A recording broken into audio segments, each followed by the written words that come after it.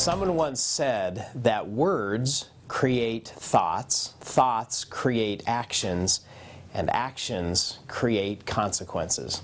Sometimes the use of just one word can make the difference between a yes and a no. The first step is to eliminate trigger terms that evoke a negative response from patients. Now, there are clinical trigger terms that might mean one thing to you and something very different to your patient.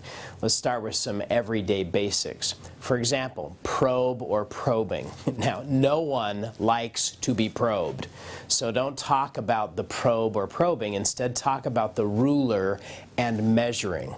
I'm going to use this ruler to measure the health of your gums. How about scaling and root planing? Who wants to be scaled and planed? How about clean below the gum line? How about x-rays? Now, we use that word a lot, but in a recent survey, nearly half of patients did not want x-rays. So talk about pictures of your mouth instead. Or how about this everyday word, operatory? What happens in an operatory? Well, an operation. So instead, talk about the treatment room. Or how about infection control? This conjures up visions of out-of-control infection all over the place. So instead, talk about sterilization.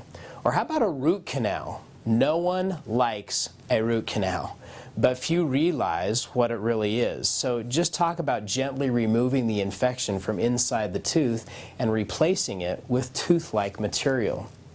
How about drill? One of the most feared aspects of dentistry. Don't tell patients you're going to drill anything. Remove, yes. How about injection?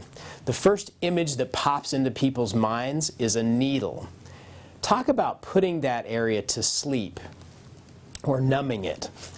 How about bleaching? The first image most people think of when they hear the word bleach is Clorox. So talk instead about whitening. Even in the non-clinical areas where trigger terms can creep into financial arrangements, for example, discussions about out-of-pocket when you're talking about financial arrangements, instead use your portion. Now, I could go on. Just remember that words are things. Every word creates an image in people's minds, positive or negative. So make sure that the words you use create the image you want in other people's minds. So here's your exercise. Make a list of the trigger terms we've just discussed and the term with which you'll replace it.